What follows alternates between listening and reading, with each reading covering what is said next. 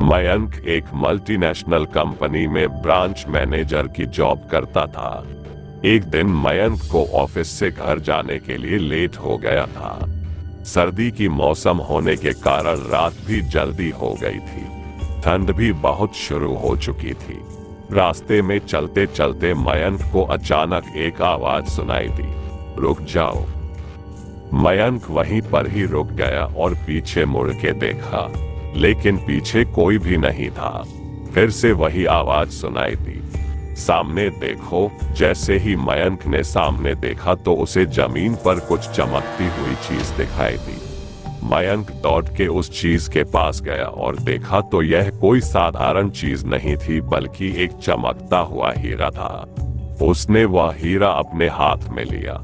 उसकी चमक देखकर मयंक की खुशी का पार न रहा। लेकिन मयंक को कहाँ पता था ये कोई साधारण है या नहीं, बल्कि एक मायावी हीरा है। अचानक उस हीरे में से आवाज आई, अगर तुम्हें और हीरे चाहिए तो इस जमीन को खोदो।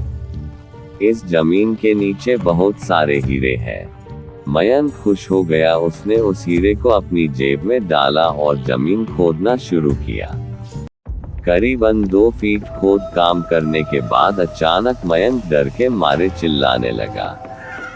इसके कारण उसका संतुलन खो गया और जमीन पर गिर पड़ा, क्योंकि उस गड्ढे में से हीरे मोती नहीं बल्कि किसी इंसान का कटा हुआ सर मिला। अचानक वह सर हवा में उड़ने लगा और बोला, डरो मत, मैं तुम्हें कोई हानि नहीं पहुंचाऊंगा। मैं तुम्हें बहुत सारे हीरे जवेरात भी दूंगा। बस मेरी बात ध्यान से सुनो, मैं जहाँ जाता हूँ वहाँ मेरे पीछे आओ। फिर वह सिर हवा में उड़ा और जंगल की ओर बढ़ने लगा। करीबन 1 किलोमीटर चलने के बाद वह सिर रुक गया। मयंक भी रुक गया। फिर उस सिर ने मयंक से कहा, इस जमीन के भीतर बहुत सारे हीरे मोती जवाहरात छुपे हुए हैं। इस जमीन पे खोद काम शुरू करो। मयंक खुश हो गया और उस जमीन को खोदना शुरू कर दिया। खोदते खोदते उस जमीन के नीचे हीरा मोती तो नहीं मिले, बल्कि उस सिर का कटा हुआ धड़ मिला। उस सिर ने कहा, अब तुम्हें एक आखिरी काम करना है। उसके बाद मैं तुम्हें मालामाल कर दूंगा। तुम्हें कहीं से भी 1 लोटा खून लाना होगा। मयंक ने बोला, 1 लोटा खून? पर मैं 1 लोटा खून कहाँ से लाऊंगा? उस सिर ने कहा, चलो मेरे साथ। वो डरावना चेहरा मयंक को साथ लेकर थोड़ी दूरी पे गया। वहाँ उसे एक इंसान को जाते हुए देखा। वो सिर बोला, उस इंसान को मारकर उसका खून ले आओ। मयंक डर गया और बोला, नहीं नहीं, यह मुझसे नहीं होगा। मैं यह नहीं कर सकता।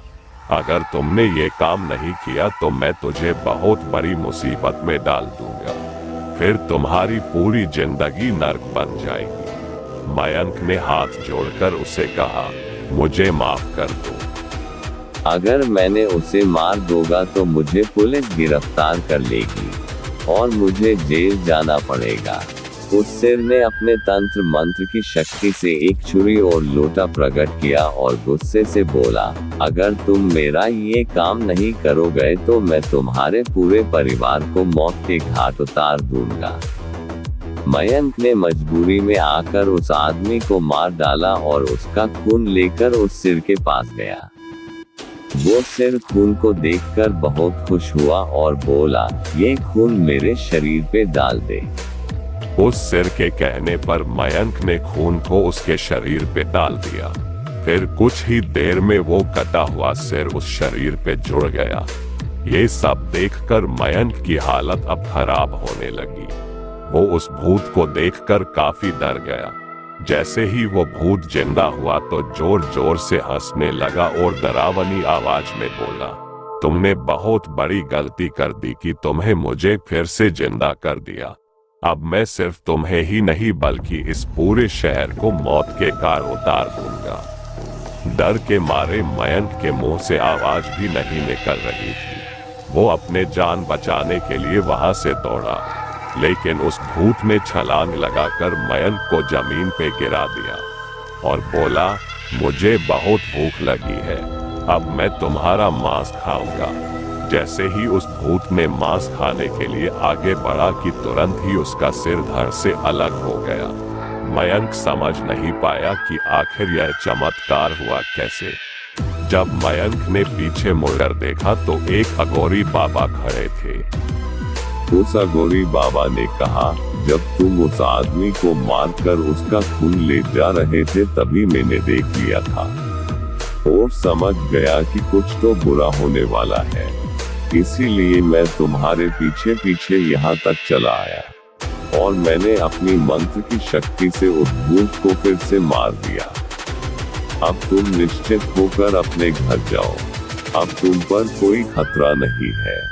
आज भी मयंक उस बात को याद करता है तो उसकी रूह तक कांपने लगती है।